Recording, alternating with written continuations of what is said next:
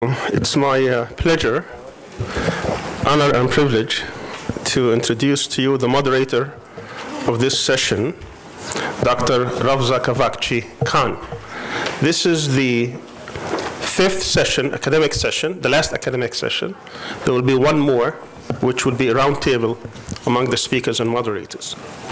This session is titled Islamophobia as a Tool of Foreign Policy and Empire Formulation. It should be a very interesting panel discussing these topics. Dr. Kavakçı Khan holds a PhD in political science from Howard University in Washington, D.C. Her dissertation was titled The Paradoxes of Turkey's Role Model Status in the Debate on its Ascension to the European Union, a Critical View of the Power of Representation. Dr. Kavakçı Khan holds a master's degree in European Studies from Birzeit University and a bachelor degree in software engineering from the University of Texas at Dallas. We have many things in common here.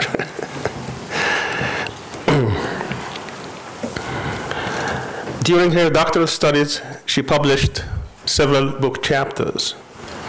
She taught at Hassan Kalyoncu University, teaching classes in political and social sciences, American foreign policy, and Middle East policy.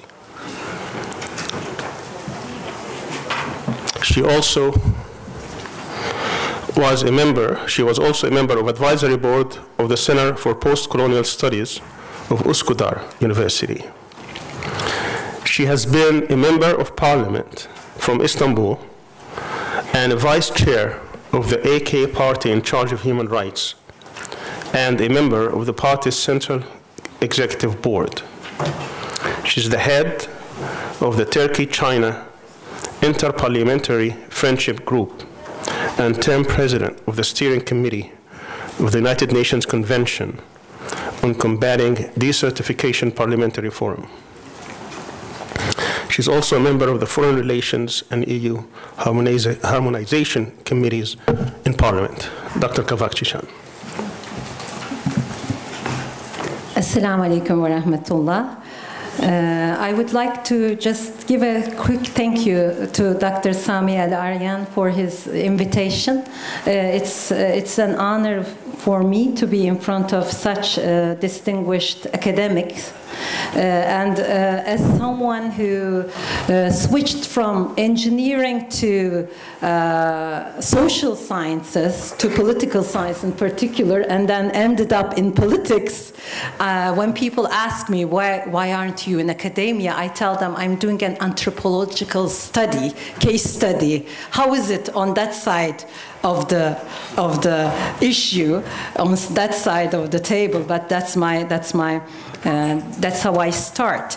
We have three very distinguished guests, distinguished academic on our panel today. I will briefly introduce them to you. Dr. Ramon Grosfoguel is an associate professor in the Department of Ethnic Studies at the University of California-Berkeley. He received his BA in sociology from University of Puerto Rico in 1979 and MA and PhD degrees from Temple University in Urban Studies and Sociology.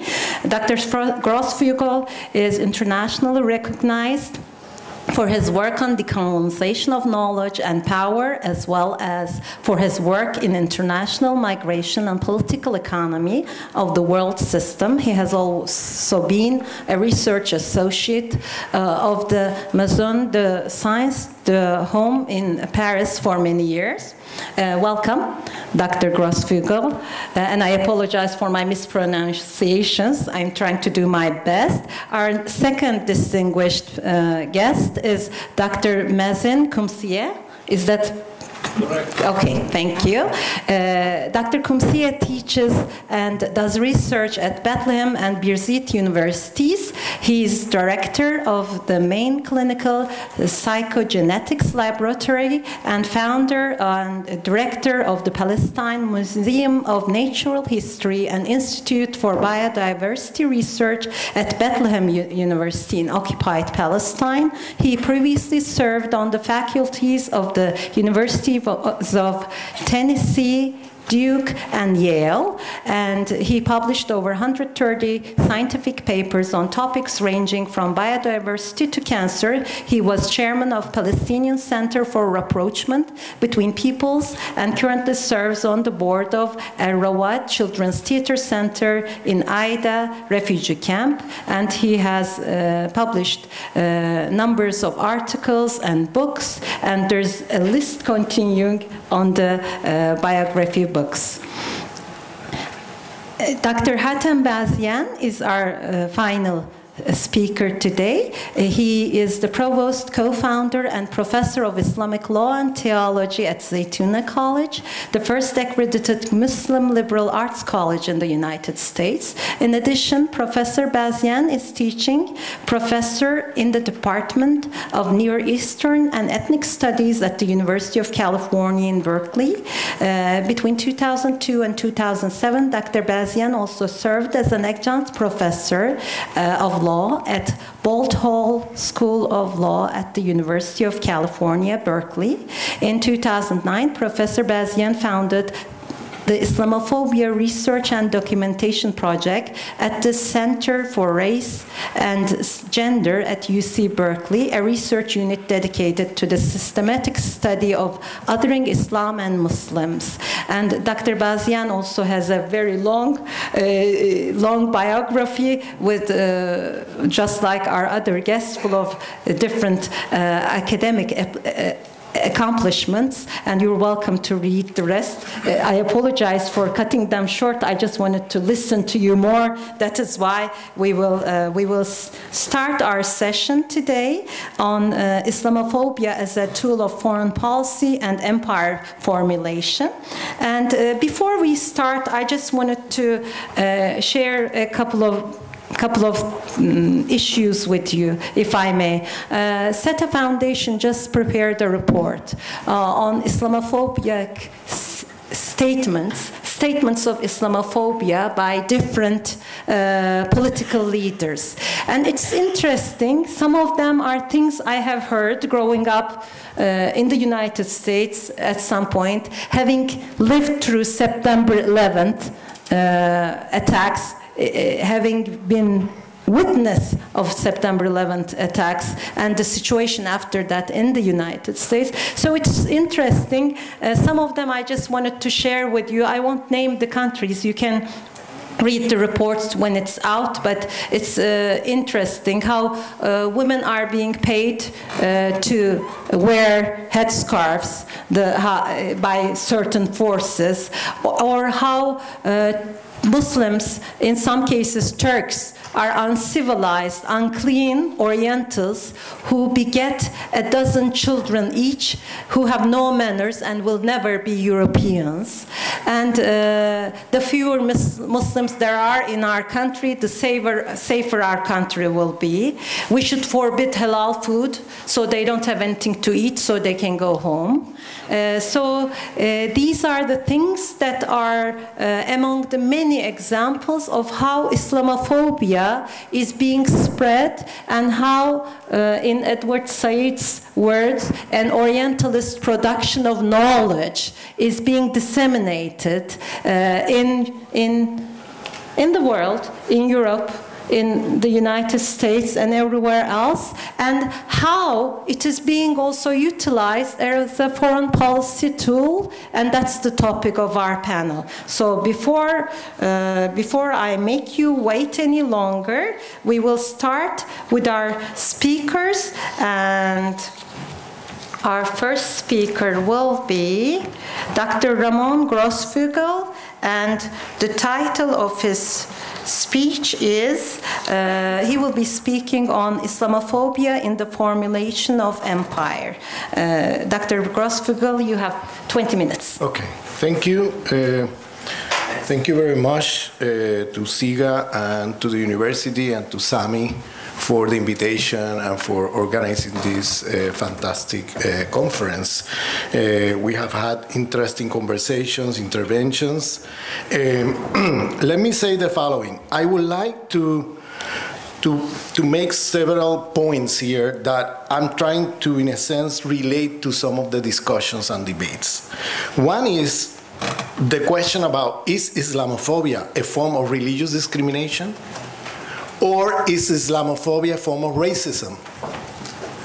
This is a very important question, because out of this, how we answer that question derives a lot of the politics of how we're going to address the problem.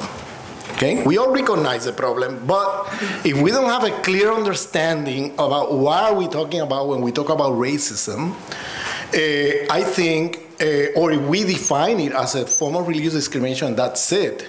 I think it has different political consequences of how to address the problem. Let me begin by clarifying where I'm coming from when I talk about racism.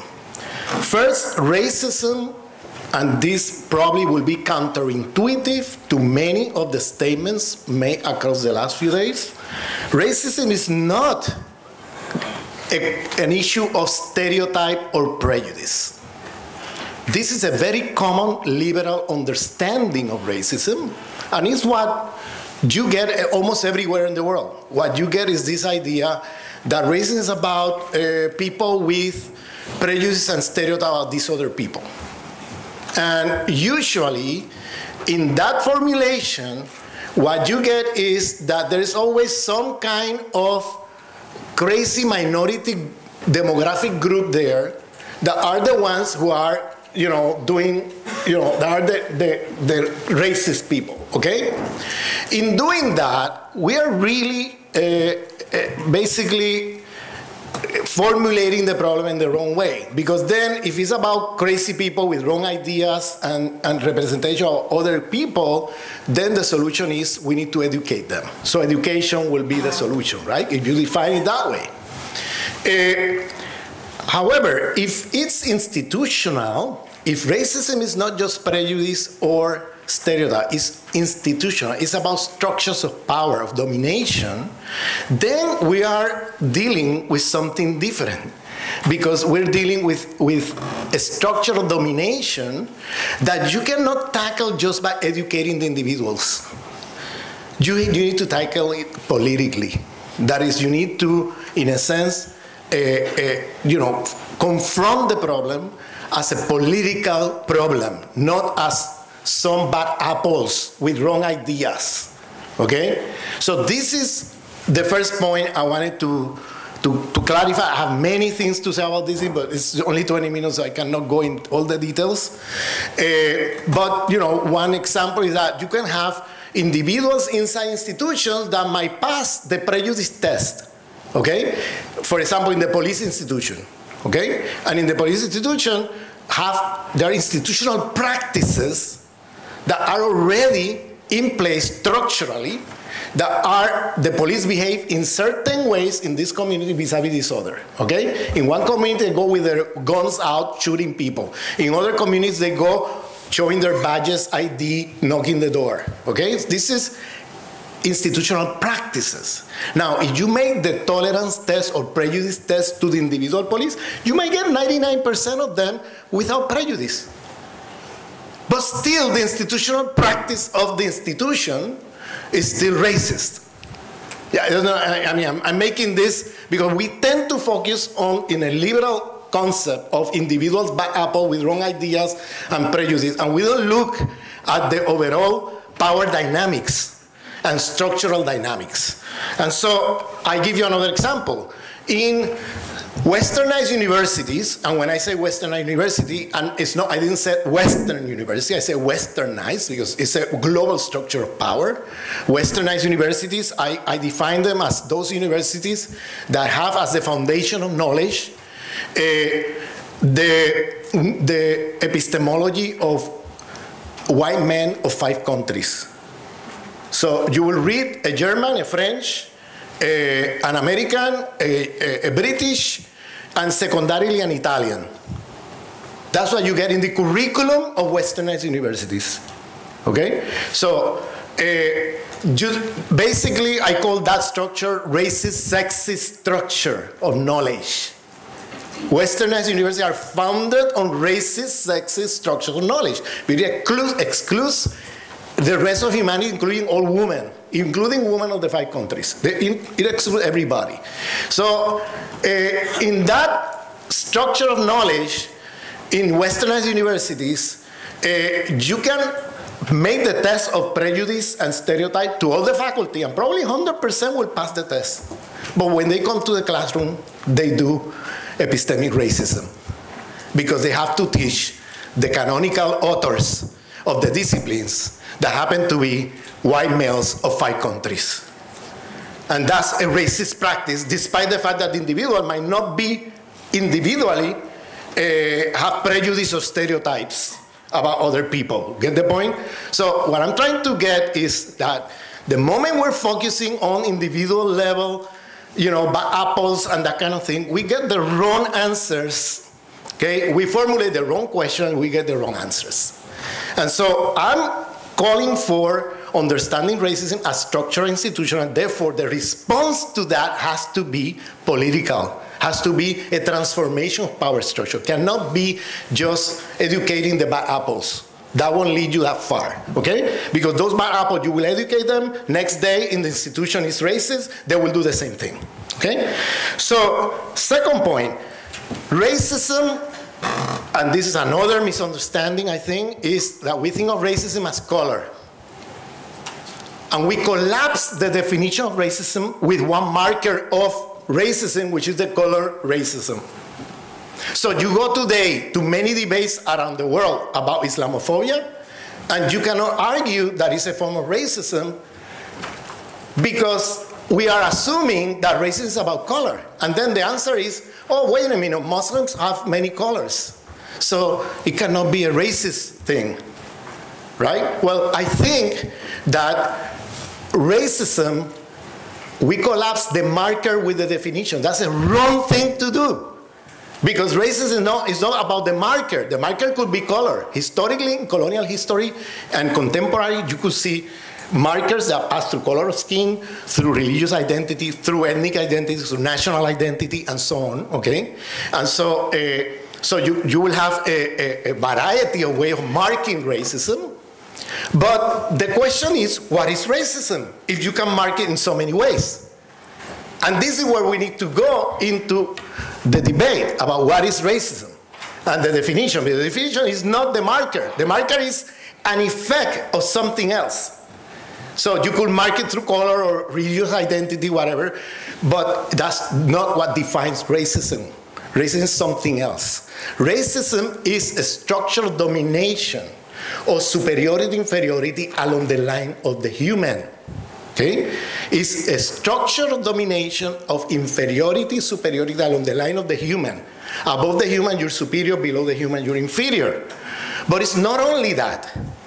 It's a structural domination, superiority, inferiority along the line of the human, where those who are hyperhumanized, the system organized the materiality of domination through regulation and emancipation. What that means is, because the humanity of the people above the line is recognized by the oppressors, they have access to codes of law, human rights, labor rights, civil rights, women's rights, you name it, as a constant, as a trend, with exceptional moments of violence.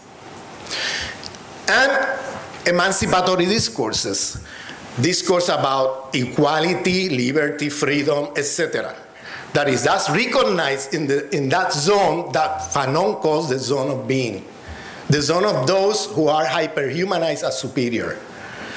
In the zone of non-being, in the zone of those who are dehumanized, below the line of the human, the system implements a materiality of domination is very different.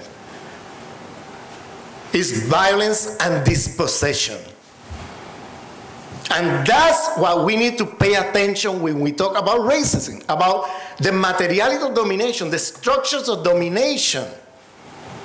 If not, we get derailed into this liberal idea of bad apples with wrong ideas, prejudice, stereotype. Then you could be forever trying to educate them, and that doesn't change anything, because even if you change them individually, those same persons have changed their ideas about other groups. They're going to come to the structure and institution and do the same thing.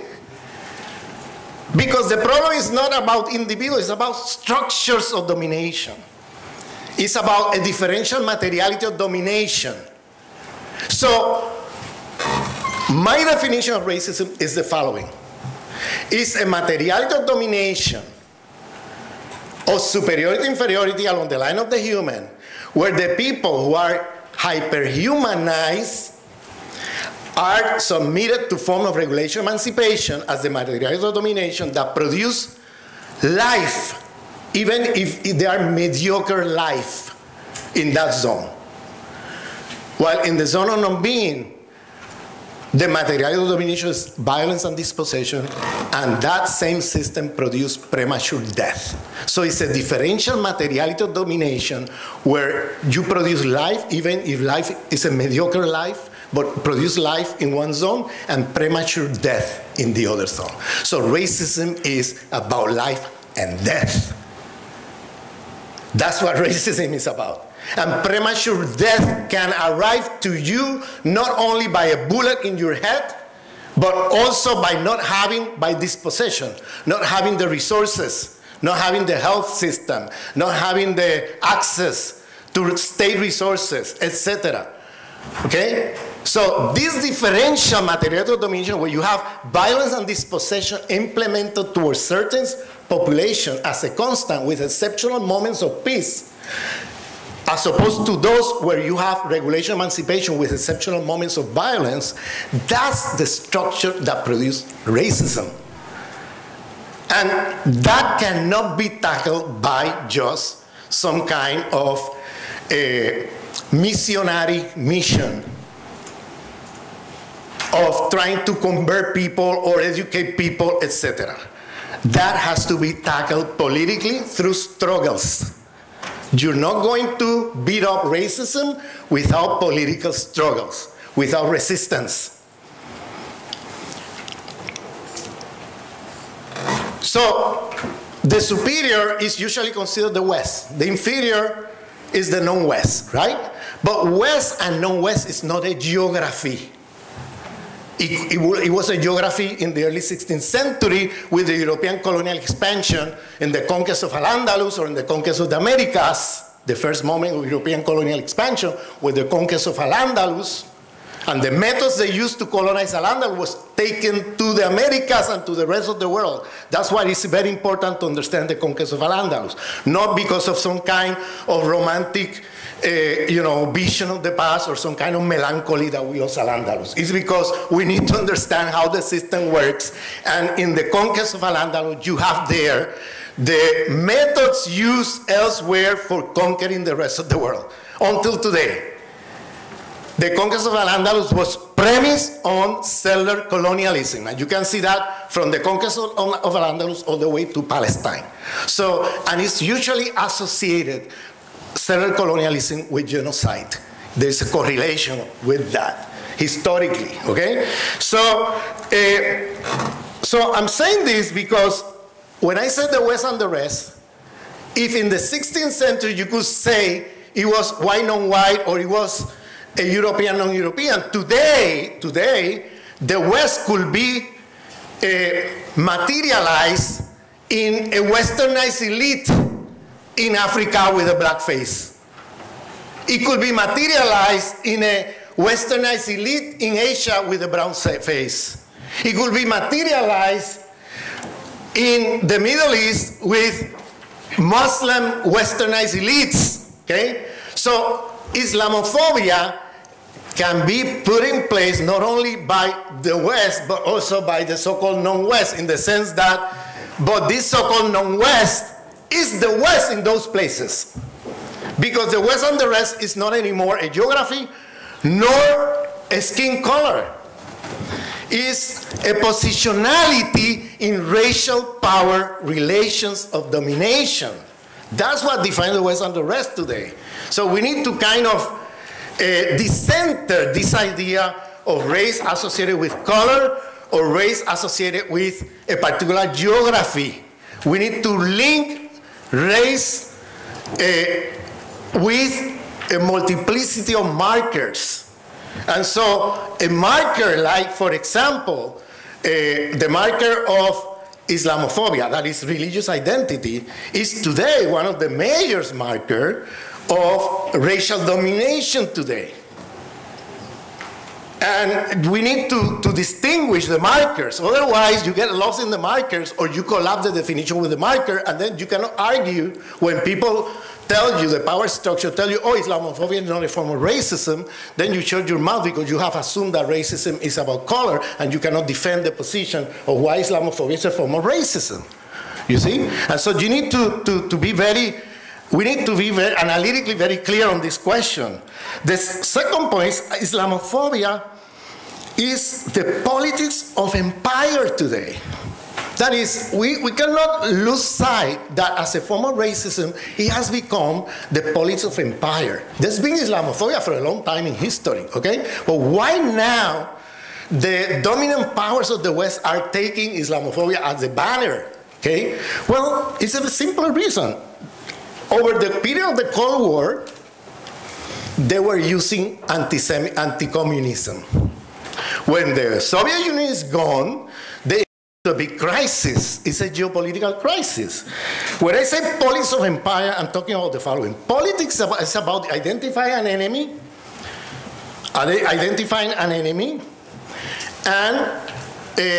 and building allies, friends vis-a-vis the enemy, right? So when the Soviet Union falls, the empire enters in crisis because they have to define an enemy. And they didn't have an enemy. This is a politics of, so the Islamophobia is not like reflection of something. It's the construction, it's constitutive of the geopolitical, political dynamics at a world scale of the international division of labor. Okay, so you see Islamophobia now entering and realigning the world in certain ways, okay, in a moment of vacuum where they don't have a justification or any kind of politics. They entered in a crisis when the communist bloc went down. Then there was a debate in the Pentagon about, okay, who is the enemy now? And then you have some parts of the Pentagon, is China. And then the other part were saying, oh, we don't like that because the Air Force will take most of the budget. Okay, if it's China, no, the army cannot fight China. It's only the Air Force, okay? So then, oh, that was in the early 90s, this debate in the Pentagon. Oh, the enemy is the migrants crossing the border, that's the army. The enemy is the drugs coming through the ocean. That was in the US and the Pentagon. And that's the Navy. So they were fighting who will take the piece of the pie, okay? And here comes Mr. Huntington, and comes with a conception about, okay, listen, there's a piece of the pie for everybody here. Calm down. Clash of civilization.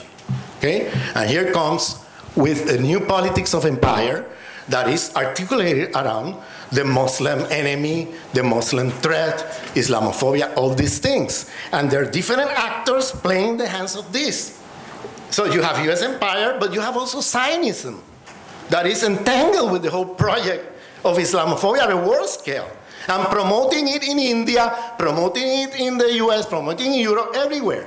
And they are using the same funds they receive from the US empire, okay, the same funds they receive from the US empire to now fund Islamophobia and string right groups who happen to be Islamophobic everywhere they can, including Hindi fundamentalists in India, including extreme right groups in Europe, look around the world, or including an Islamophobic dictator such as Al-Sisi in Egypt, right? So they're feeding into, so you cannot understand Islamophobia today without understanding that this is the politics of empire and how it works at a global scale in terms of the forces and the kind of politics that are producing the enemies and their friends, okay? And so here you have to see not only US empire, but Zionism at the center of the construction of this global discourse. If we go into conversation here where we lose sight of this global political domination at that scale, we go into the little things and we lose sight of the big picture.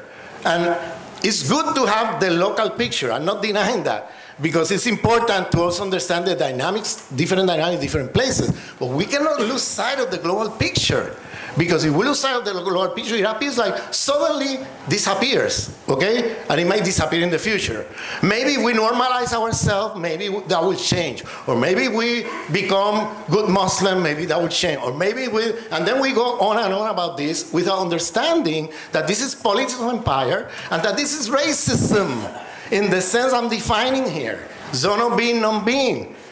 Violence and dispossession implemented in a systematic way towards certain groups, okay? So you need to understand in that sense. I hate to interrupt, but if you can just sum it up in 1 minute. Yeah, so this is, so the other question I want to say is that the relationship between modernity and capitalism. I think this is a very important question, because the other question that we get the whole time is Islam is not modern, right?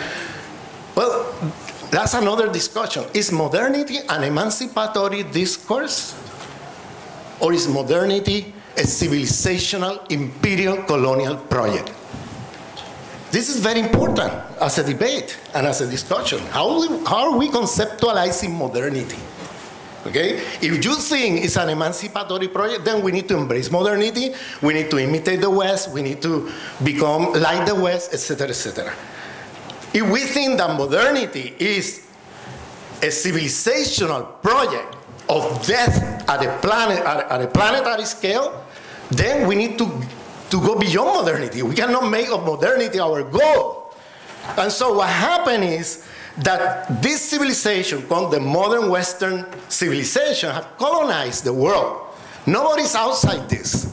Not even Muslims, not even Buddhists, not even nobody. So we have adopted the logics of modernity in the way we think about many things, including the concept of nation state. We think in political authority, we reproduce the concept of nation state, and I'm not anarchist, I think we have to have a state, but why are we tying the idea of political authority always to the idea of nation state, one state, to the fiction? This is a fiction. One state, one identity, and one population. That's a fiction, that doesn't exist anywhere.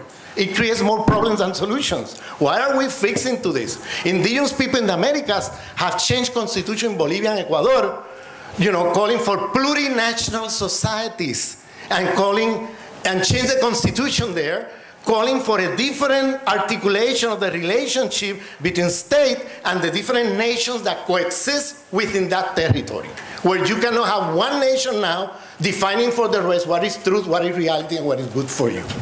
That's colonialism. That's the classical structure of colonialism. So we need to go beyond this structure and think about forms of political authority that are beyond the nation state. And we need to see the entanglement of how this idea, one nation, one state, one identity, is at the center of what the brother was talking this morning about the genocides in Rwanda, in Myanmar, and how this has been deployed in relation to this idea that anybody who is, in a sense, different from the hegemonic definition. So look, you make a great statement showing the continuities of the colonial history with the kind of structure that we are now reproducing today, because we have internalized modernity in our ways of thinking, our ways of acting in the world. So if capitalism is racist, genocidal, is ecologicidal, is epistemicidal, it's because it's organized from within with the civilizational logics of modernity. And we are all, in a sense, reproducing with a brown face, a black face, with an Islamic identity, or with a Buddhist identity. All these problems is because we have internalized the concepts of modernity. So we don't need assimilate to modernity or catch up with modernity. We are already in modernity, and modernity is a disaster we're living today, and we need to think beyond it. Thank you. Thank you. Thank you very much for that thought-provoking presentation. And our next speaker is Dr. Mazin Qumsiyeh, and he'll be talking about the role of Islamophobia in the Arab-Israeli conflict. Thank you, Doctor. Can you see?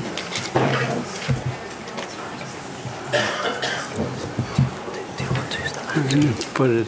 Okay. View. Okay.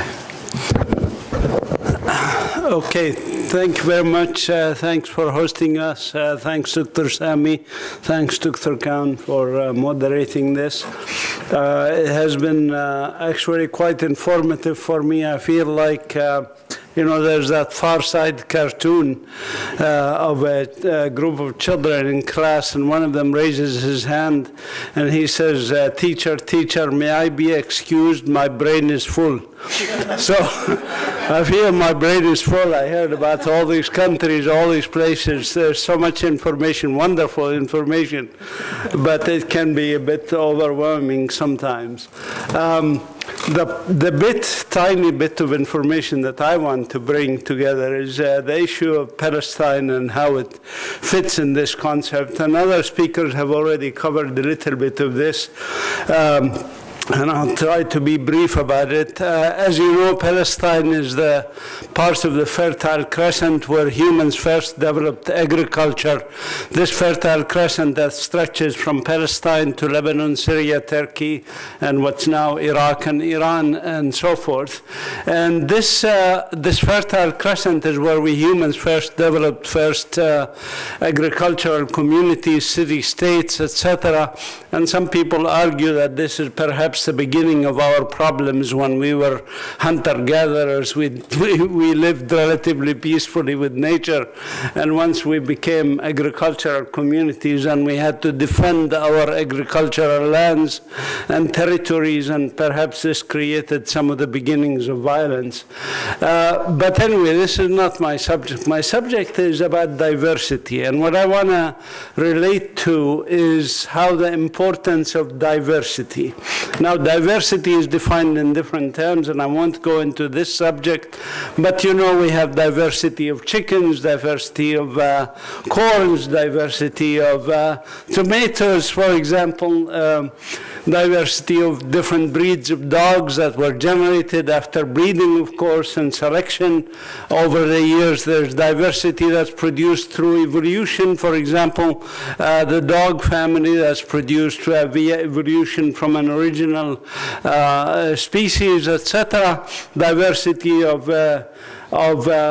humans, of course, and so forth. Diversity of humans in colors of skin and languages and cultures, etc.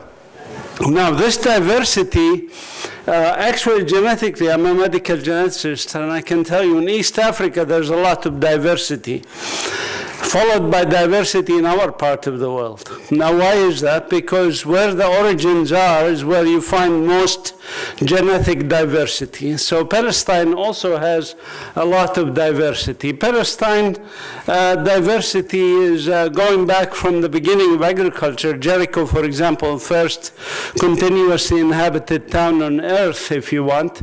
And different religions came to Palestine, of course, and different people came to Palestine. And Palestine developed a lot of diversity. These people were called the Canaanites, if you want, which means the satisfied people, if you want. These people are the native people of the land of various shapes and forms, if you like. These are the people who lived in this land of Canaan, or Canaan.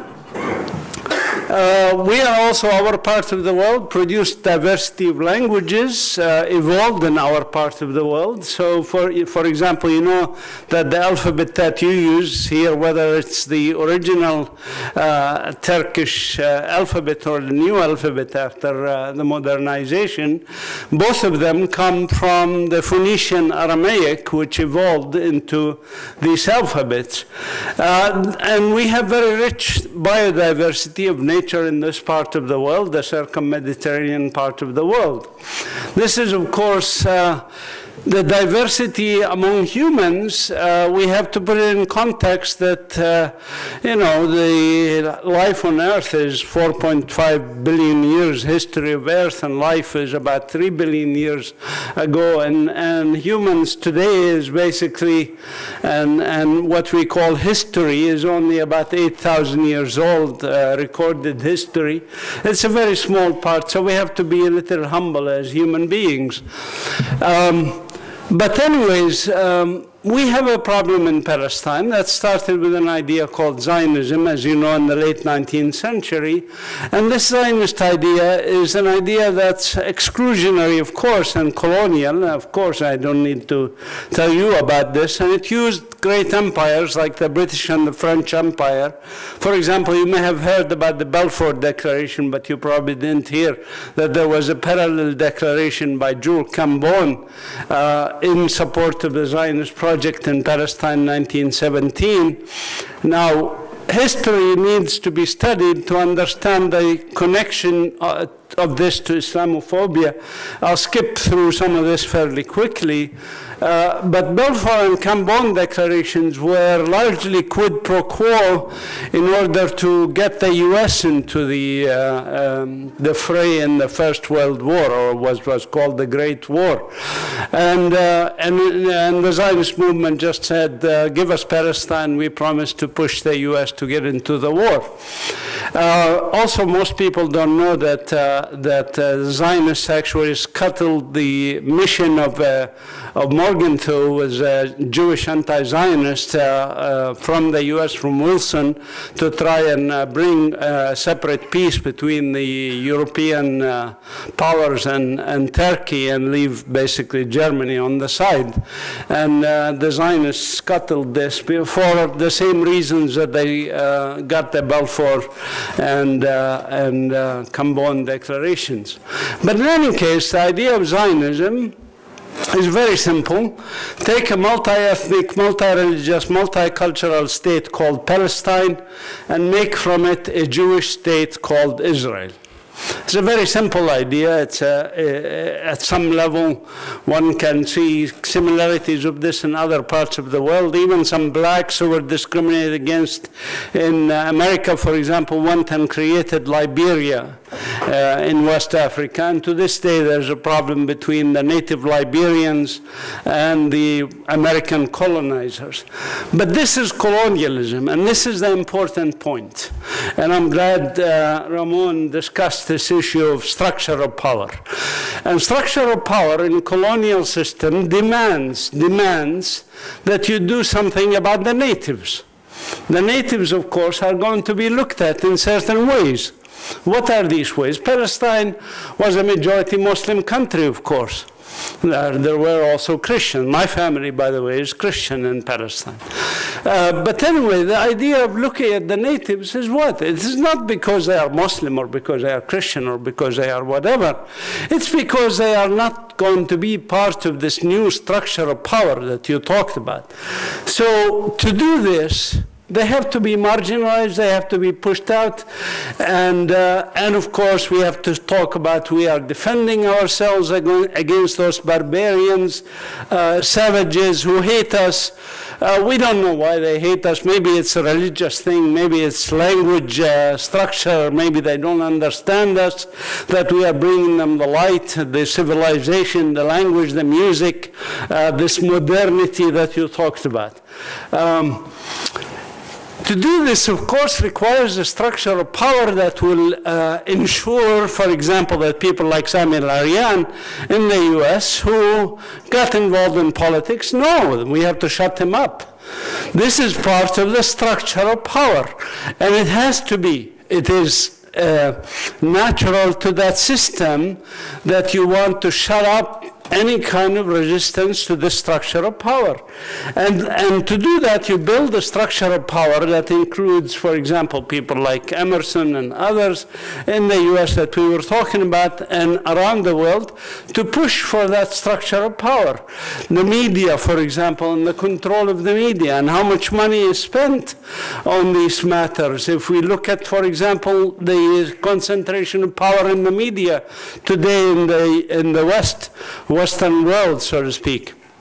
Now, we can talk about this endlessly. I'm in the medical genetics field, and I say, okay, as when I was teaching my medical students at Yale University, and by the way, they got rid of me at Yale because of my activism also, just like Sami did. But anyways, the point is, this structure of power is there, and we can talk about symptoms and we can talk about diagnosis, but we have to talk about therapy, right? And this is very, very important. So therapy in any colonial, anti-colonial struggles is through resistance, of course, by the native people. And Palestinians have resisted, and I wrote a book about Palestinian resistance going back from the 19th century to this day. These Palestinian women, for example, in the 1920s, were the first woman march, the first actual demonstration in human history that used automobiles was in the old streets of Jerusalem in 1928, October 1928, when they managed to gather 120 cars driving down the old streets of Jerusalem, beeping their horns and making a big fuss. Resistance is by all the local people. This is, for example, a gathering of religious leaders in 1932 objecting to Zionism and the colonial structure and the British occupation, and in November 1932, and it includes all the religious leaders, including women like Mati al-Mughannam, who was head of the women union there at that time. Some of these people paid a heavy price, of course, for participation, and here's 4 Muslim leaders and 2 Christian leaders in a British jail in 1936. Now, we also, as Palestinians, consider this a human struggle, not a Palestinian struggle. With all due respect to those who think these are quote-unquote national struggles, in my humble opinion, these are human struggles that involve everybody, and everybody should be involved. And in my village, for example, Beit Sahur, we started what's called the International Solidarity Movement, which brought tens of thousands of internationals to come and support our struggle, even defended the Church of Nativity when it was attacked. Some of them paid a heavy price. For example, Rachel Corrie was killed by an American student. She was 23 years old. She was killed by the Israeli occupation. And you know many others. For example, also in the Mavi Marmara, I don't need to remind you of this. People pay a heavy price. But here I want to switch a little bit and talk about the importance of not looking at people in terms of their religious or political ideologies, but in terms of what they do and how they do it. And this is Ahd Tamimi. You may have heard of her, actually. She came to Turkey and met with your president and prime minister, etc. You know, many people complained about Ahd Tamimi locally because they said, well, she's not wearing a hijab. And I'm like, come on, give me a break, you know. This is, to me, and what does her family believe about, you know, religion or Islam or whatever, is, to me, it's not the point. The point is, what is this girl doing and what price is she paying for this? These are 2 other Tamimis, and they're cousins, actually. And one of them is an atheist, and one of them is a very religious, devout Muslim.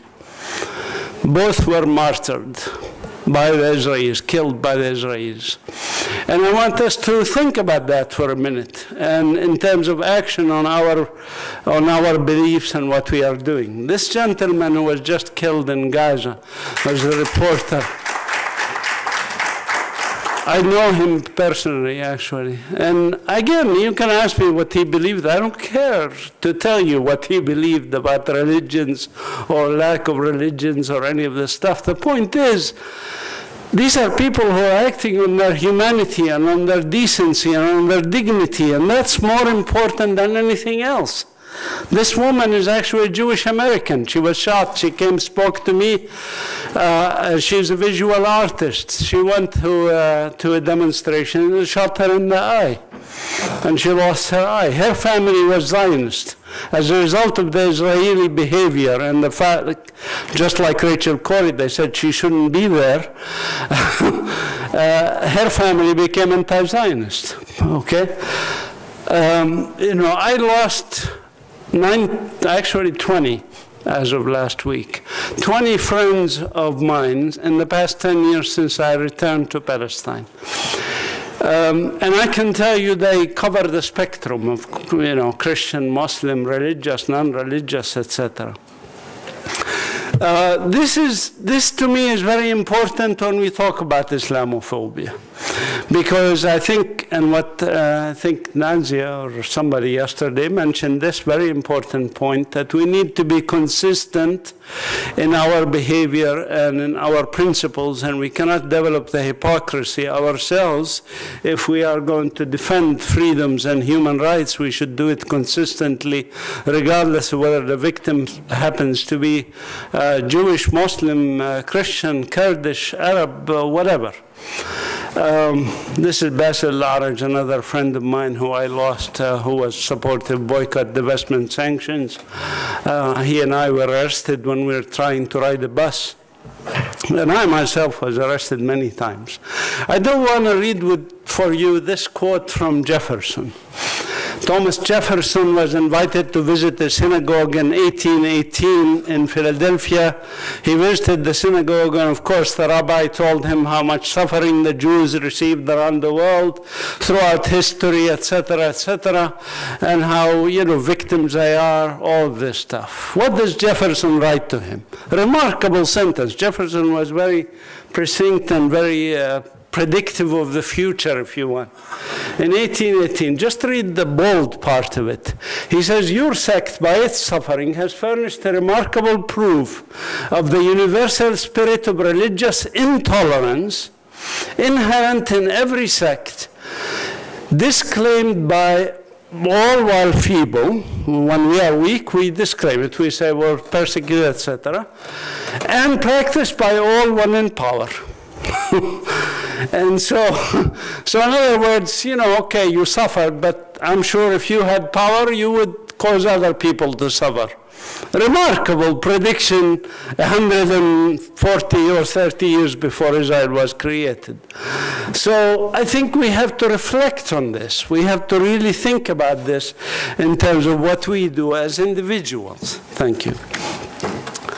Now, I personally believe that, for example, there are exclusionary ideas. We in Palestine suffered from them. 11,000 years since we invented agriculture, Jericho, etc. In this 11,000 years, as I told you, Palestine has always been multi-ethnic, multi-religious, multicultural, continued to exist as such, with very brief interruptions which came to us from outside. I have to remind you, came to us from outside. The Crusaders, for example, came to us from outside, not from inside Palestine.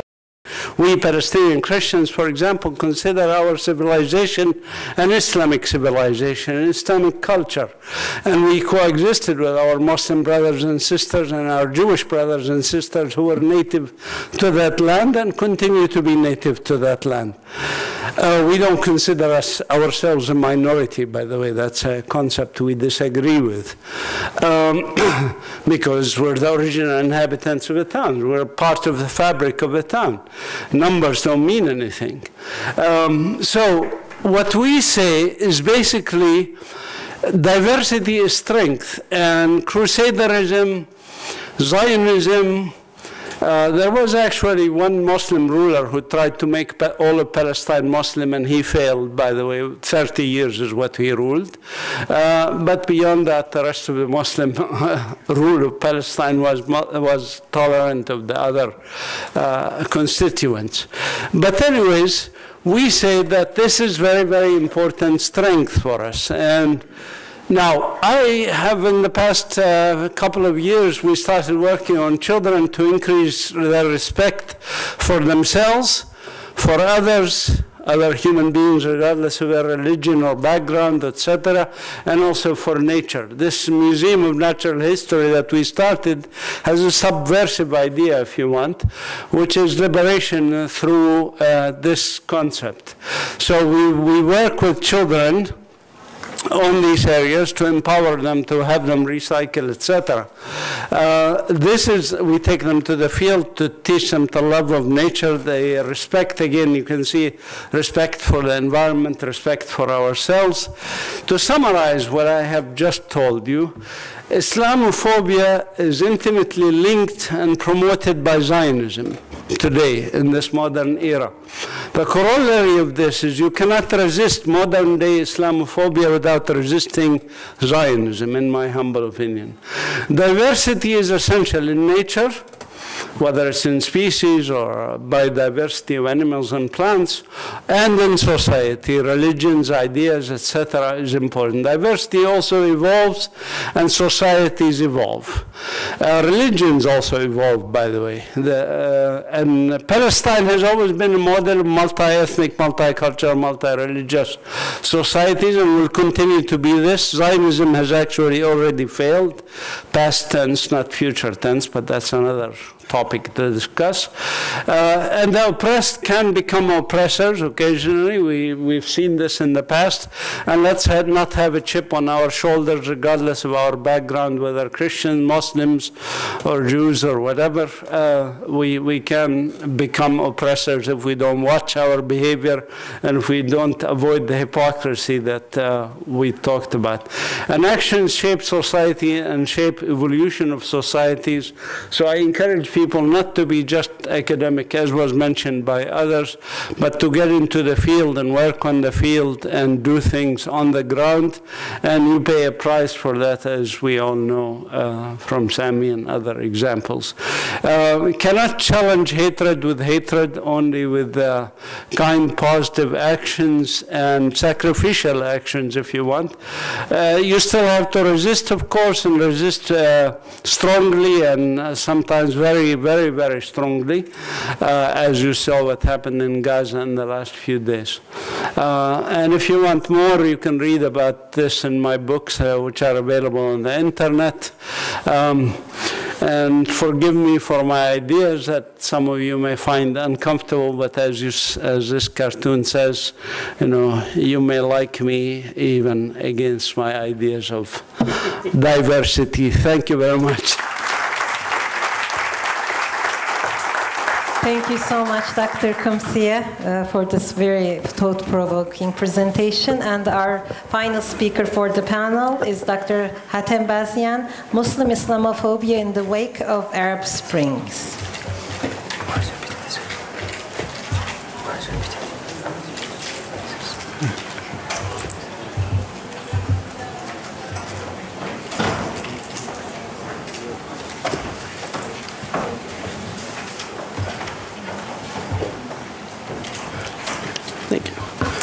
Assalamu alaikum, and it's a pleasure to be here. Thanks, Sami, for organizing this conference, Ms. Kavakçı for chairing the panel.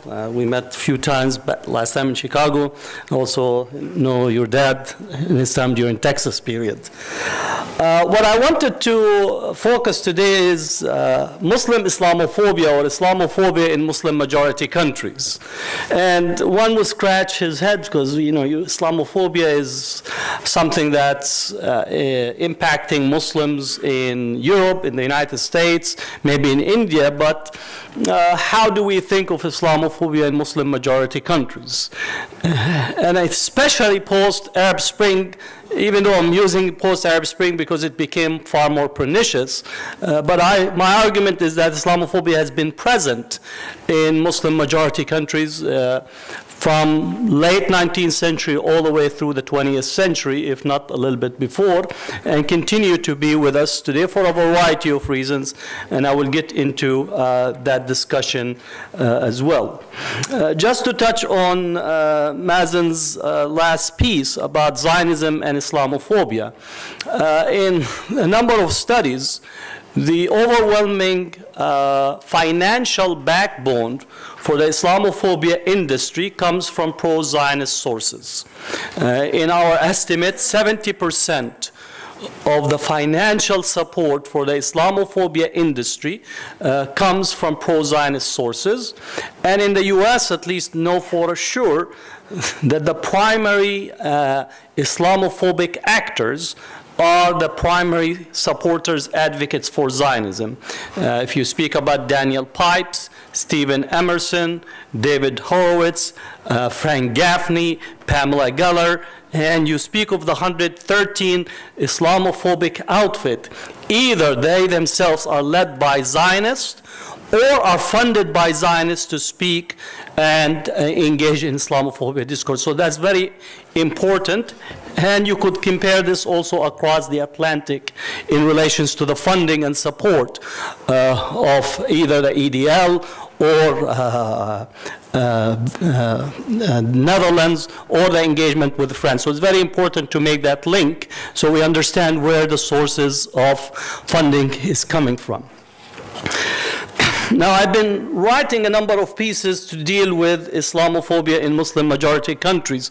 So these are some of the articles that if you don't get the chance to cover all the material, I refer you to it in order for you to actually understand that I've been engaged in this subject because much of the work has been focused on the West rather than focusing on the Muslim world and engaging with this discussion.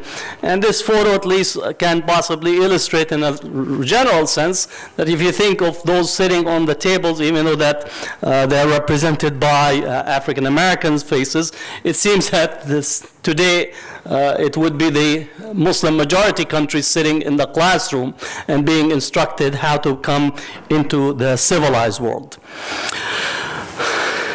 Now, this is an interesting story. Now, many of us know Muhammad Salah, the Liverpool soccer player.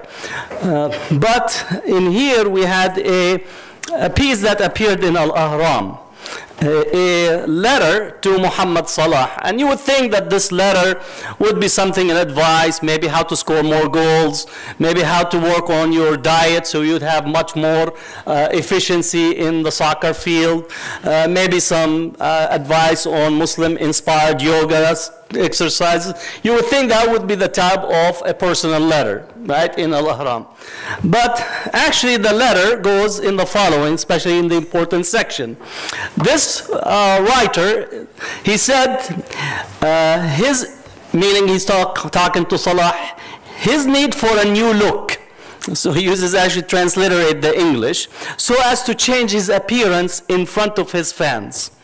It is imperative for to shave his thick beard that does not match his age and stardom, which, if not done, would place him, at least from appearance, in the same basket with the extremist fundamentalist, if not even placing him with the terrorists, or at least those who are sympathetic with them.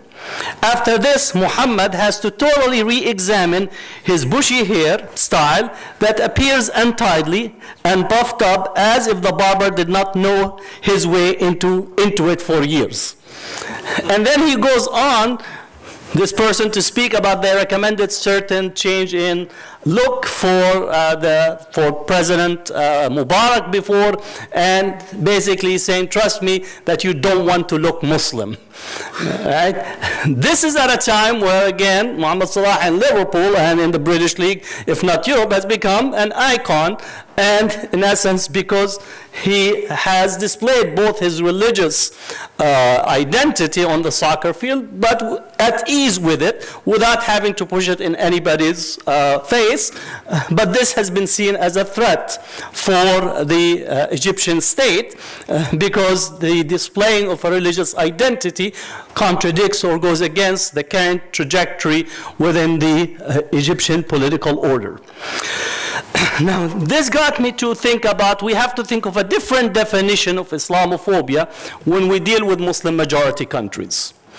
The same definition that we use for the US or Europe or even India cannot be used in the same way. So I've been working with this definition for Muslim majority country.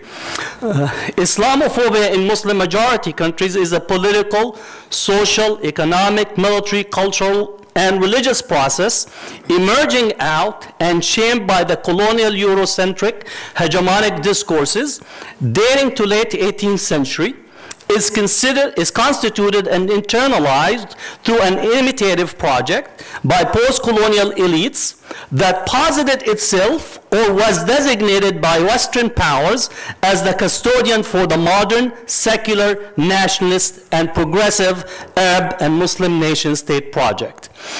Meaning that we're dealing with a very distinct type of Islamophobia that emerges from colonial, post-colonial period, and these elites, whether they are educated in the West and brought back, or been left after the colonial period, and they see themselves as the custodian, again, of modern, secular, nationalist, and progressive Arab and Muslim nation state, without at any instant actually problematizing or asking the question about these given attributes, because they assume that they're actually representing the universal norm. And again, the universal norm is imitating the European model in lock, stock, and barrel without actually asking question about it. So this is, again, very important in how we define Islamophobia in Muslim majority countries. It comes from a different genesis, different origin, and it's constructed differently than in the US or European context. Now, in thinking about this, the Muslim subject, him or herself, that is engaged or is facing the construct of Islamophobia, have certain imprints in the collective Muslim mind that plays into the discourse. And I actually identified 11 imprints. The imprint of the Crusades and the expulsion of 1492, how we think of it, what happened, and so on.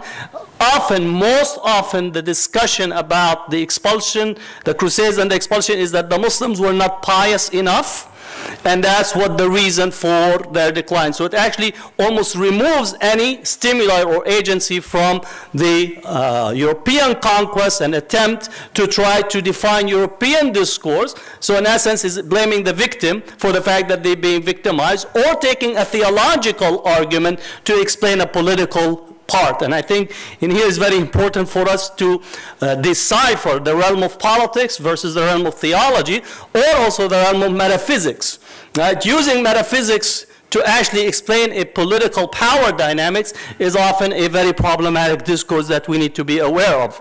The imprint of colonization. I always say that colonization was not a singular event, but rather a process, and a process that evolved over generation. The imprint of the 19th and early 20th centuries reforms. Many of the reforms were previewed on attempting to imitate the success of the European project, and as such, that have created a particular imprint that developed an antagonism toward the cluster of what we call Islam in its multiplicity and diversity. The imprint of nationalism and drive toward modernity. We say that nationalism in the Arab and Muslim world was born in the womb of colonialism and was still born from day one, because it was born as a Eurocentric colonial project from its inception. The imprint of the decline and the thesis and theories to reverse it. We still, in many gatherings, the discussions about why the Muslims are declining, or what is the decline. And I need to, again, refer you to Bernard Lewis, Islam, What Went Wrong, rather than thinking as like the West, what went wrong? Right? Colonization, what went wrong? Capitalism, what went wrong? It actually singularly says Islam, what went wrong, so problematizes the concept, basically setting up as, again, blaming the victim for what is taking place. So this is actually is an imprint on the Muslim mind. The imprint of the Cold War and post-Cold War. Often people will actually pose the question to me, what about Osama bin Laden? I said, ask Rumsfeld about it, don't ask me.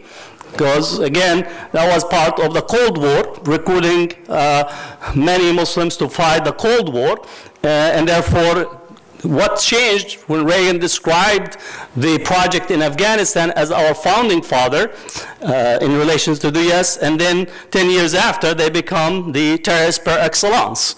And the same thing you could actually think about Iraq, the invasion of Iraq, weapons of mass destruction. That is, again, the whole discussions and where the Muslims fit into the Cold War. Just as a note, Muslims during the Cold War were recruited to be the foot soldiers to confront communism, because confronting communism under a religious epistemology was much more easier than to try to convince people, argue for them to take on communism based on its ideas, and therefore that alliances that were struck during the Cold War is very important. The imprint of globalization, privatization, and technology, and again, I'm very critical of what we call Muslim economics or Islamic economics these days. I say that Islamic economics have been reduced to Bismillah on top, Adam Smith in the middle, and Alhamdulillah Rabbil Alameen at the bottom.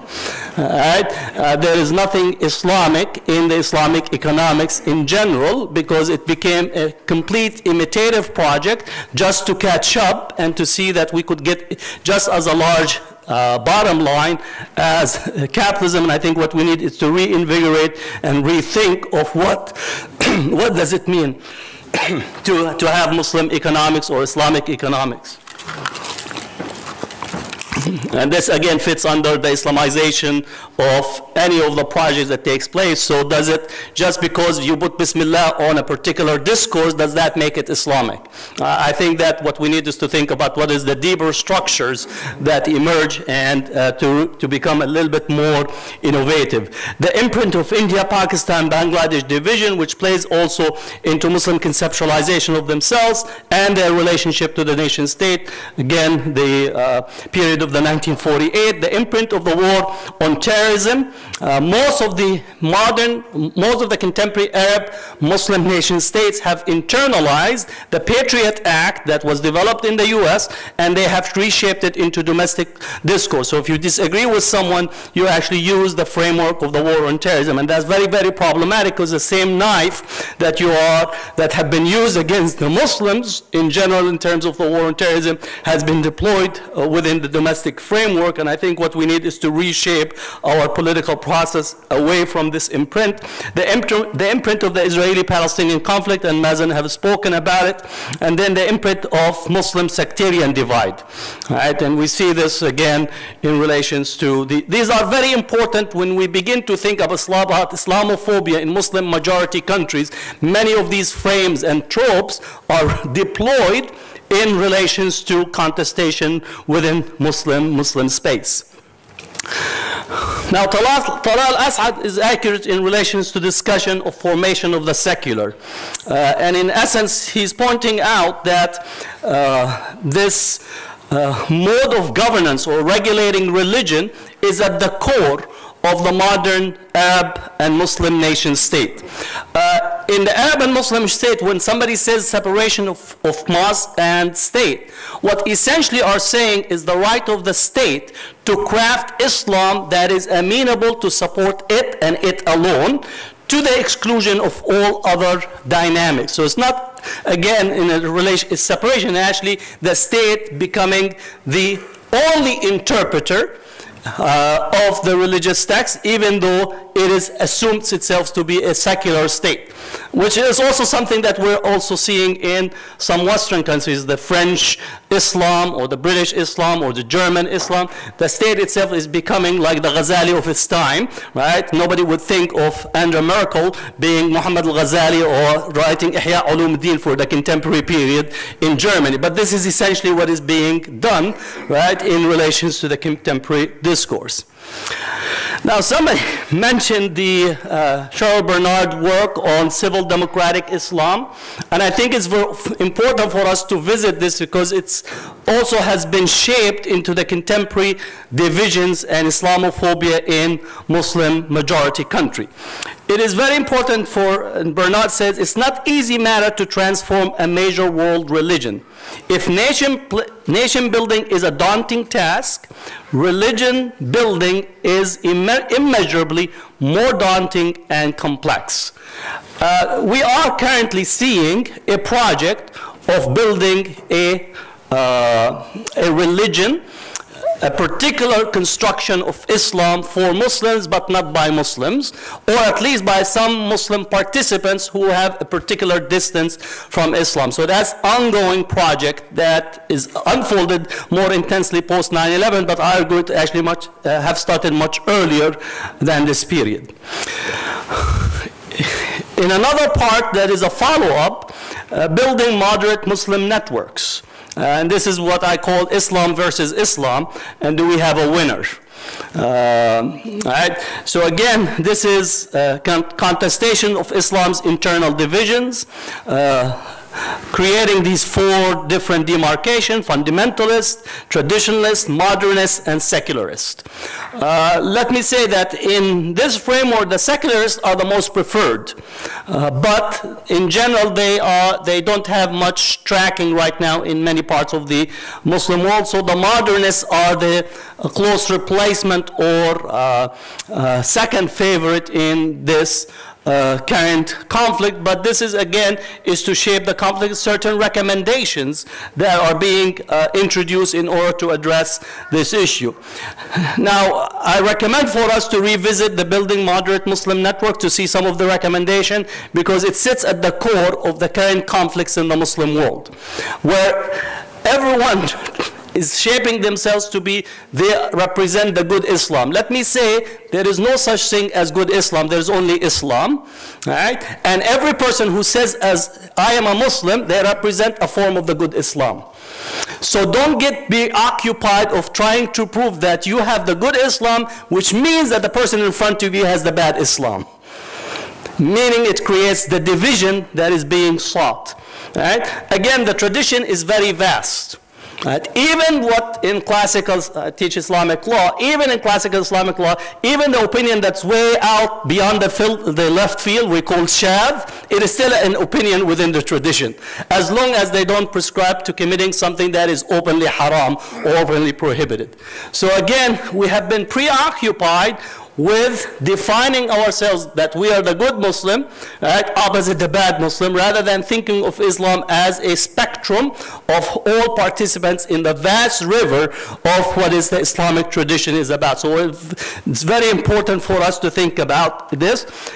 And also, in a second part, is that don't try to get into, and yesterday I asked that question, don't try to get into a discourse of trying to create a plastic surgery or shoot yourself with Botox to beautify yourself. You are a beautiful human being because you were born as a beautiful human being by God-given beauty for yourself. You don't need to beautify yourself to those who are demonizing you, right? So don't engage in that discourse. And one time I said that the Islamophobes had the audacity to hit you in your face with the fist, and you run to the plastic surgeon and Botox to say that they hit me because I was not beautiful.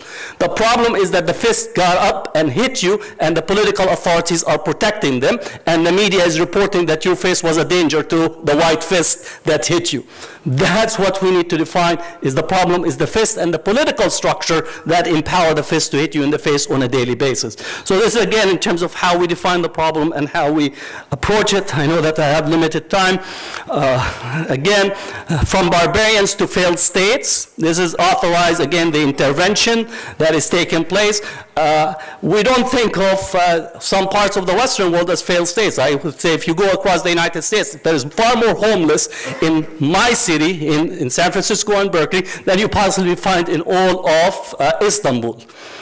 But how is it that some countries are defined as failed states because they do not meet the criteria of progress, development, so on, and then authorize humanitarian intervention, which often comes from the left, just as much it comes from the right. Strategies in the Muslim world, delegitimizing that takes place, supporting the modernists. Shara Bernard said aggressive secularism is what is being asked, and actually she wrote that the model for her was Turkey prior to the changes that took place in this country. one of the Islamic world's most successful states because of its policy of aggressive secularism. You have to be secularized even if we kill you, it's at least you actually have arrived at a secularized death. Right? So aggressive secularism is the approach and the strategy that is being pursued. Terrorism discourses, Islamist is increasingly being used as a synonym for terrorist. This is again the discourse to continue the process of intervention. Political Islam equals threat. So this is again that if you are a Muslim that does not preoccupy themselves with political issues, then you're okay, right? You're the huggable Muslim, the cuddly. If you tickle you laugh, right? You're okay. We could bring you to a gathering, and if you drink, you're actually much, much better. But if you begin to have a person that is thinking term, then that's a problem because you're going to ask the question about authority, about power, about resources, economics, and so on. So that's at least is very important for us to discuss. Hijab and beards are site of contestation. You could think about the laughter about Morsi's wife because she wear the hijab, right? So again, this is something that is there. Muhammad Salah about his beard and his hair. Restrictions on mosque is developing in the Muslim world. Often they ask me what are Muslims preachers are saying in the mosque. I say, as the security apparatus, because they know, because they give them the sermons, right? And that sermon changes depending on the state priorities. So when it was communism, all the khutab in the mosque were actually shaped to attack the communists. So don't ask the individual about what they're learning as the state and what is priority. So again, Islamophobia is a discourse of a state rather than only thinking about individuals. Good Muslim equals structured, constructed Islam, right? Opposite the bad Muslim. Now, lastly, I want to put a plug for our work in Islamophobia. We have developed the Islamophobia reporting app in the US in order for people to actually report Islamophobia incidents and be able to provide the data change policy or impacts policy. So we want to actually carry and get as much data as possible. So this is just a plug to some of the work. So we part of Islamophobia, experience Islamophobia, report incidents, and we also have it in Arabic, and hopefully we'll also try to get other languages as well. For those who possibly are able to come to the US or online because it will be live streamed. We'll have the 9th annual Islamophobia conference. They're all traveled. Some of the participants in here will be there. It will be live streamed, and hopefully you'll be able to participate. And lastly, make sure to download our Islamophobia Studies Journal. Also get your library to have it in the library as a way for us to continue the work on creating or forming the Islamophobia studies field. It is something that has been expanding. So thank you for listening and look forward to your comments. Assalamu alaikum. Thank you so much, Dr. Bazian, for this interesting presentation. I tried to give each speaker extra couple of minutes, so I won't do much of a presentation. But just to sum it up, Dr. Grosfoguel talked about how racism is not an issue of, we need to decide whether it's an issue of stereotype or prejudice, and that it's a structural institution and needs political reaction. When we look at racism, we need to look at our markers and need to see that it's more than a geographical issue or a color issue, and much more.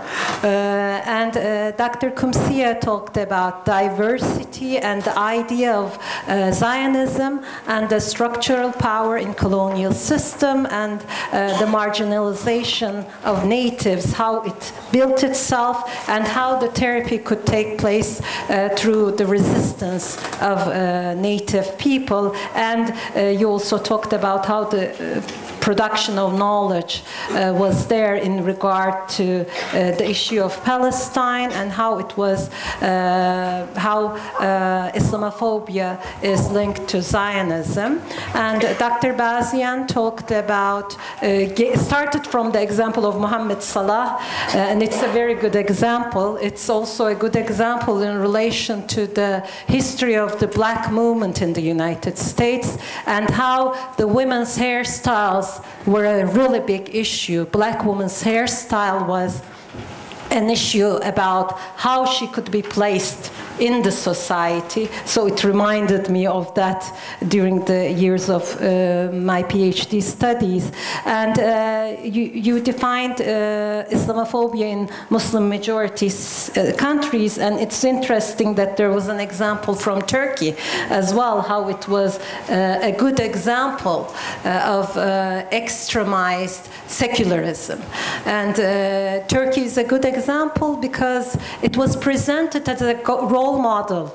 That was what my dissertation was about. Is Turkey really a role model for the Europeans or for the Muslim world, the rest of the Muslim world? Is it a role model? And can it be presented as a role model? And how was it presented as a role model? So this is another interesting issue that we could talk about maybe later. And this presentation also, the presentations reminded me of Mahmoud Mamdani's book, Good Muslim and Bad Muslim, right? So there's a chair for a good Muslim, but the good Muslim can immediately sit in the chair of the bad Muslim. And going back to the example of members of Taliban, how they were hosted in the White House by President Reagan, and compared to the founding fathers of the United States, but just a decade later, they became the worst enemy of the United States. And one final comment that reminded me of something, Dr. Bazian, you mentioned that Muslims during the communism, years of communism and Cold War, they were recruited as foot soldiers by the United States and by other forces. It's interesting how right now, that's one of the major issues in our international relations of Turkey with the United States, how PYD, YPG is utilized as American boots on the ground in Syria, and the fact that Turkey recognizes them as a terrorist organization is not recognized by the United States. So that just all of this falls into place when we talk about the issues of our region as well. But like I said, I don't want to keep long. In order to not go over the maximum time for each session, we need to stop at 2:20. So until 2:20, we can take questions. 2 o'clock, okay, 10 minutes less than that. Okay, since we started a little bit late, so I guess there's a microphone. We'll start from the right with the young lady and then go to the left. If you can please introduce yourself and let us know who the question is for. Thank you. Can everybody hear me? Assalamu alaikum. My name is Bethlehem. I work as a research associate with CIGA. My question is for Dr. Bazian. First of all, thank you. Excellent presentation. And you spoke about Islamophobia in the West as well as in the case of in Egypt in particular. I was wondering if you could also comment on Syria and Islamophobia's impact on sort of undermining the narrative of the Syrian revolution and the regime's primary tactic of discrediting the resistance by painting them all as comprised predominantly of Salafists or Wahhabists. And second, the way in which many in the US and in other Western countries, both on the political right as well as the political left, so those who are pro-Palestine figures or self-proclaimed progressives, have sort of imbibed that same narrative. And how do we address this Islamophobia quietly seeping into our own circles?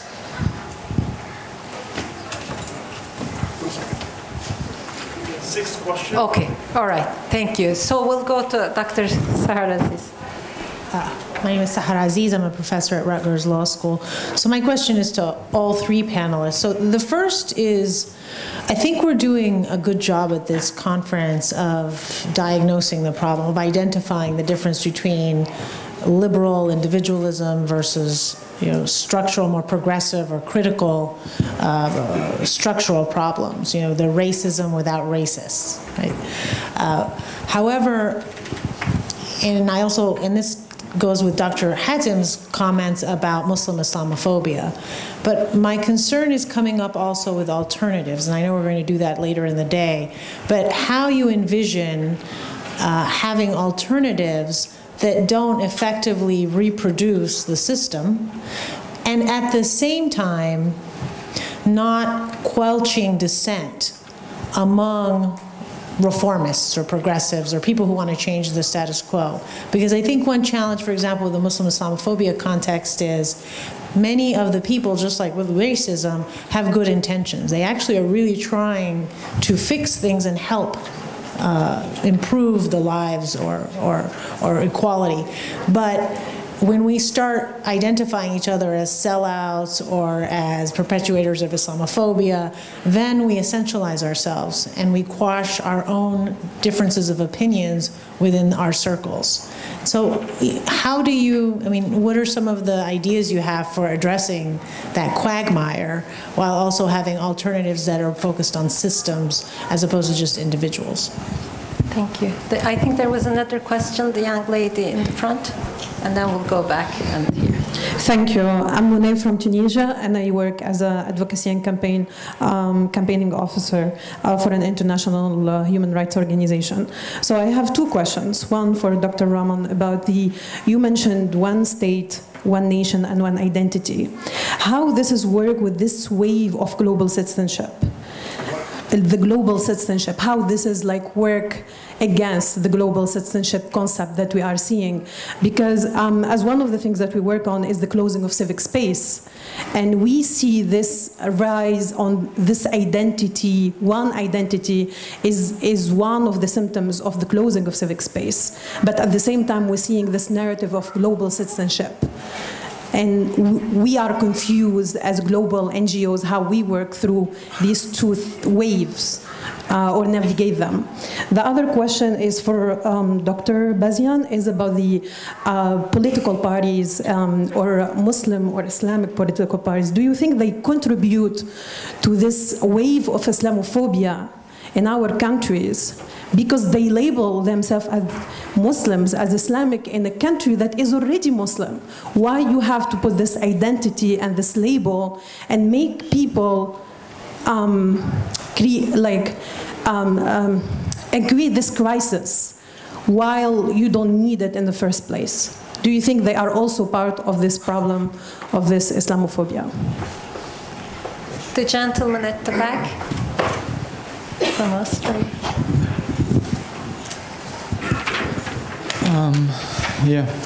Thank you all for these very nice inputs. I got a question. If I argue like you did, Ramon, and I very much appreciate this approach, to say we generally speak of a global racist, sexist structure, growth structure. If we say this, and at the very same time we look at the state as a central actor in the whole Islamophobia game, what sense do we make out of, and I'm more specifically interested to what Sahar was talking about, the issue of the structuring of religion in this whole world system. Let me take the example of Turkey. We can very easily dismiss, let's say, the ban of the hijab, which was a pre-AKP regime law, which is legally still there, but in practice not practiced. But what sense do we make, for instance, because we were speaking a lot about this containing the Muslim subject, defining what the good Muslim is, the bad Muslim is. And if we argue that the state is so central in this whole game, let's take, for instance, the example of Turkey, and maybe even you, since you are a representative of the AKP, can say something to that. What is the structuring of religion by creating a ministry which is in charge of religious affairs, which is by definition a very Western nation-state-centered idea, but which is the problem also that we're facing all over Western Europe. What is really, as Sahar said, the alternative, right? Because the Turkish state may say under the AKP, well, that's fine, we're gonna take care of that. But isn't it like, from the systematic point of view, a problem per se? That we have this kind of relation, how do we overcome such a thing? And I mean, I'm a political scientist, I'm no historian, but generally I would say, like, whenever the state tried to take care of religion, that was never good for religion. Rather, it was good for religion to be kind of very free and very far away from politics. So what is, in other words, the decolonial alternative to this structuring of religion in our current nation-state regime? And the final question from the gentleman from here. Farid, you took my question. So my question was, is Diyanet Islamophobic?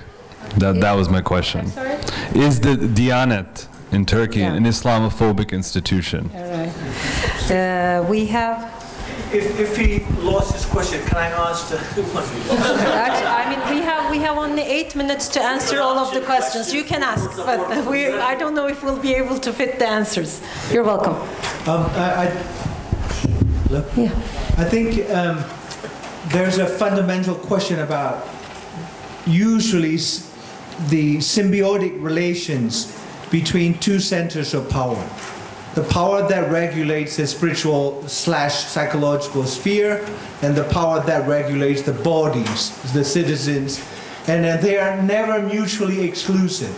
And if you look at the spatial arrangement, this is just a comment, of all world capitals, you will always find, you know, the churches, the mosques, Buddhist temples within walking distance. You know, in physical space, with the parliaments and other political symbols of power. And so I think we find it problematic because the states that are attempting to present good Muslims, moderate, acceptable Muslims, are turning out to be of different religious foundations, like, you know, Judeo-Christian or like a Buddhist. And so I think that the crucial question here is, how do these centers of human power, you know, interact and squash the little people and control the little people? I think that will be a more fundamental question rather than simply problematizing the current nation-state system. It's just a comment. Thank you. Our panel has 2 minutes each to answer, and then if there's time left, I'll answer the final question about Diyanet.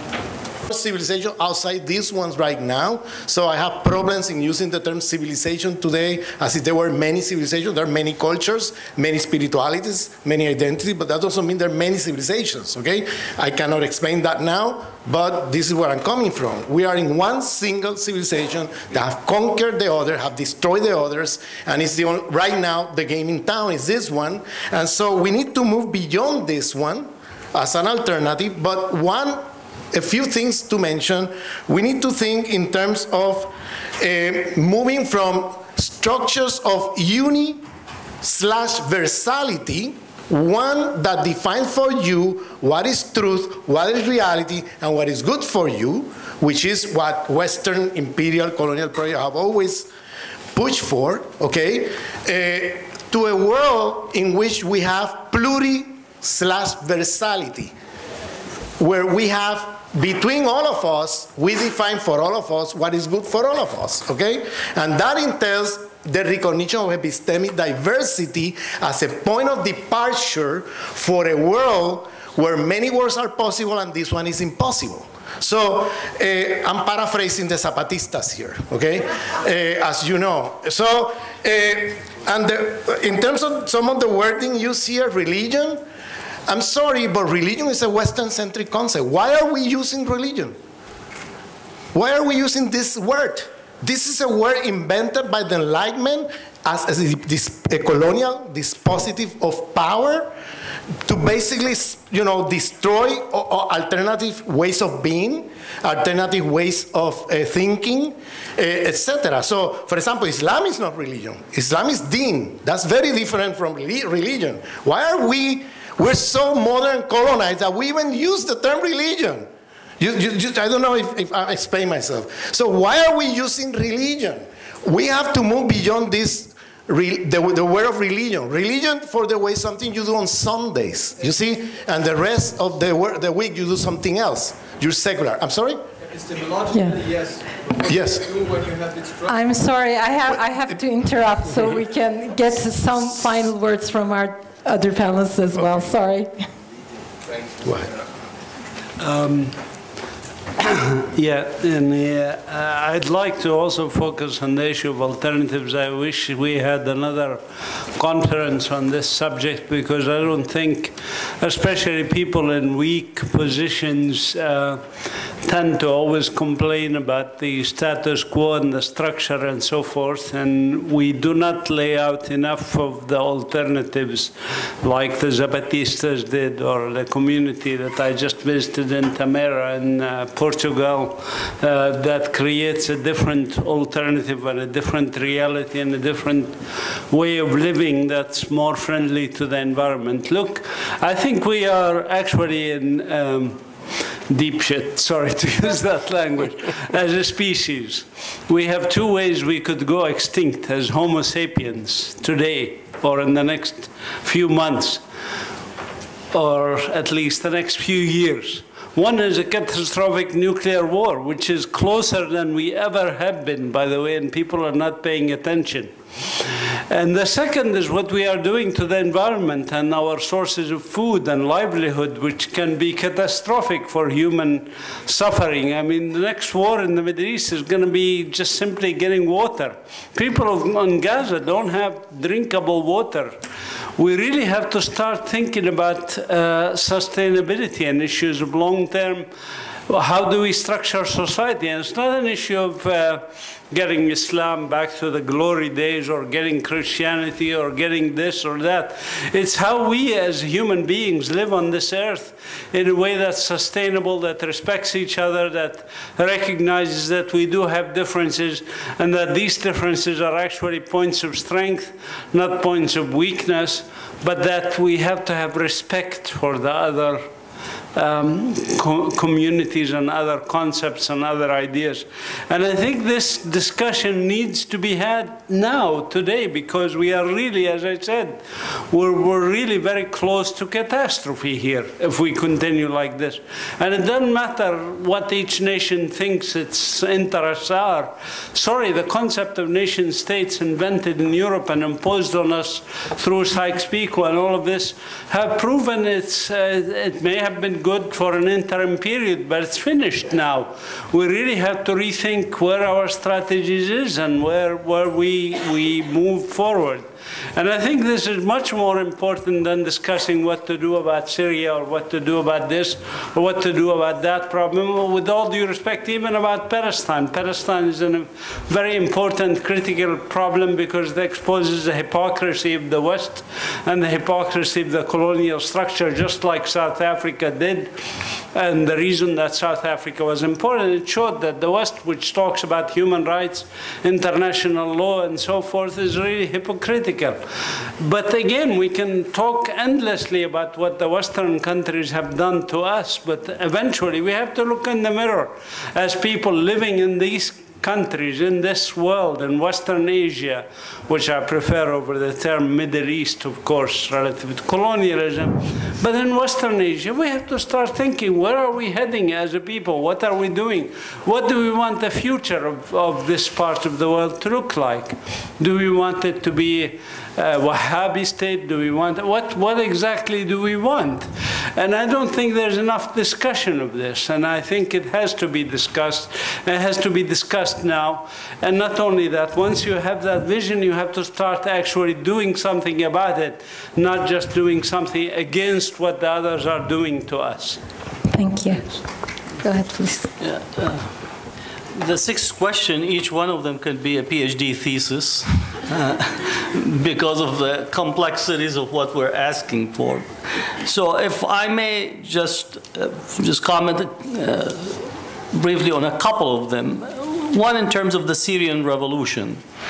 One has to say that it's now present the most complex challenge, not only to the Muslim world, but I would say globally, because it has been transformed into a proxy war with all regional actors and global actors are involved. So to think of it in a purity of actions and purity of actors, maybe in the first 6 months, but now the complexities are daunting. And even if you take one line of argumentation, it's very difficult to actually assert that at this time. This is not to say that the Syrian people don't have the right for freedom, dignity, and to have self-representation. But I don't think that we could just narrowly say it's only Islamophobic. Is the Syrian government Islamophobic in its discourse? I would say for sure, for a long period of time, it had an antagonistic relationship. But the conflict today has far more dynamics to it. You have Iran is involved, Turkey is involved, Saudi Arabia is involved, Gulf states involved, Russia involved, the United States, even China and the European Union. So basically you have a kitchen that is on fire and everybody's running in to cook. And I don't know what they're going to cook. I know for sure it's not kanafa because it can't function in such a setting. The second question that I want to actually tangle is that one of the areas that has been least theorized and engaged in relations to the concept of Islam is the area of political theory in Islam.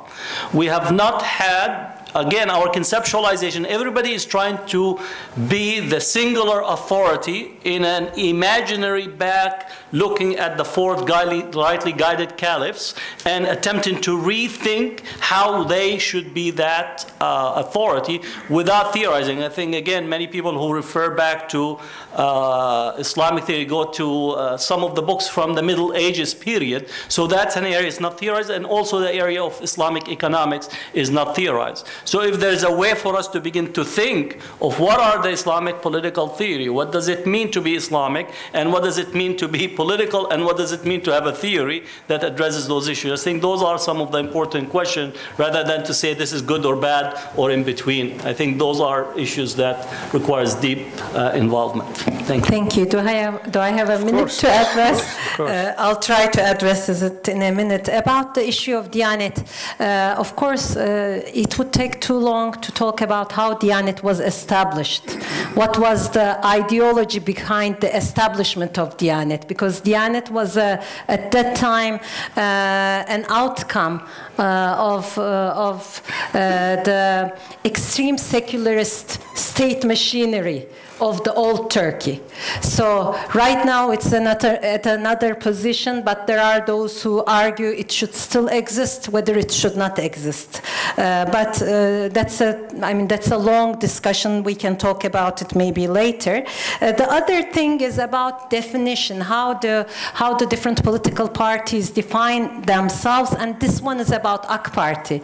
AK Party never ever defined itself as an Islamist party.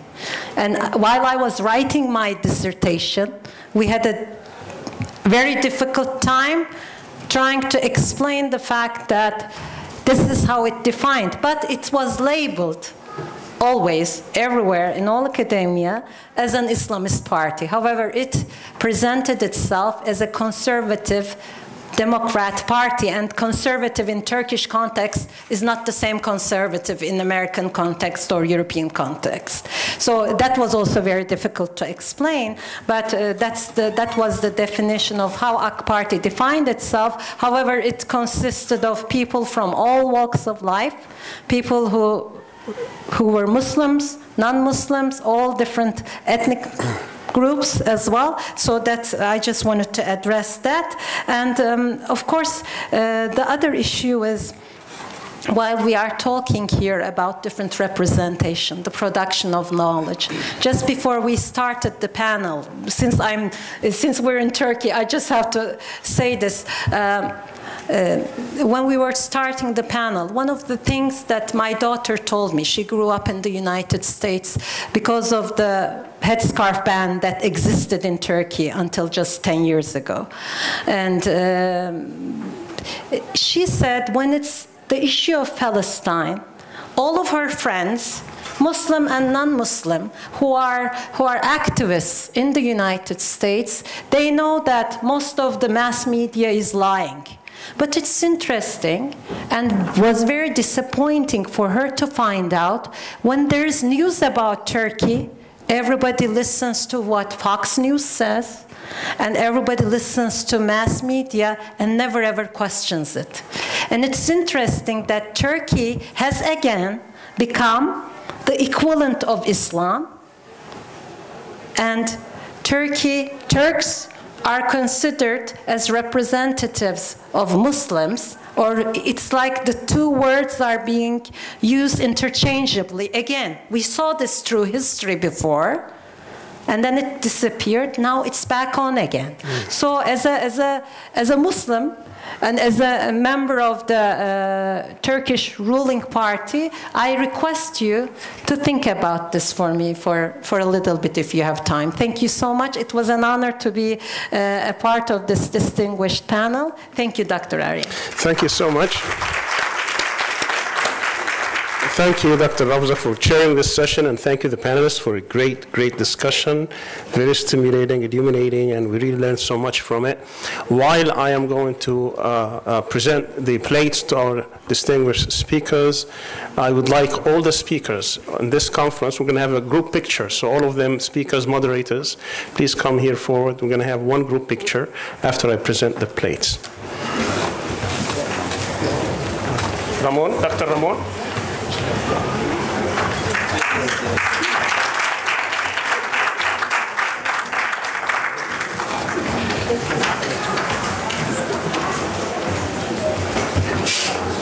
Dr. Mazin.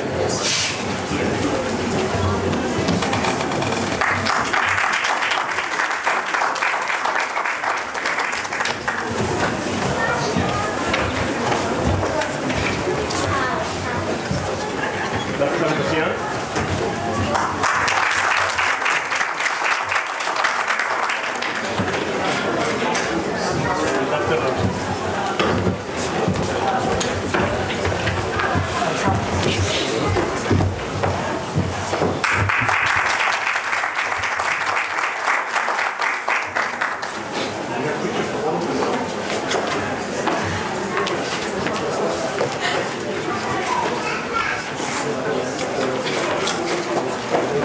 Can I have all the speakers and moderators, please, on the stage? Yes.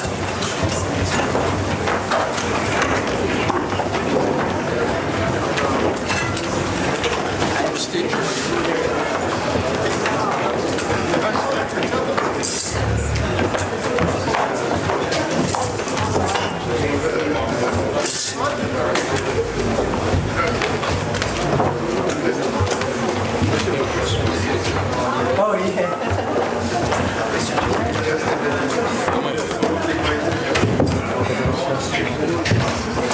Ne haber, geldin mi? Konuksunuz siz ya. Biz hep buradayız.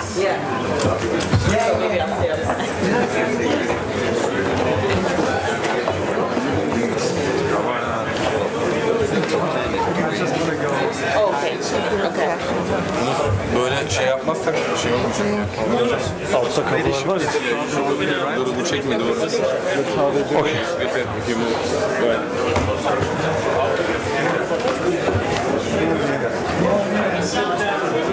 We can't be seen here. It depends on where the photo is taken, right? That's true, that's true. That is true, you are right. It's the space of anyway, I'm not dressed like for a photo yet now. We're not dressed. You are not the politician in Brooklyn. Come on. You know what? I leave behind.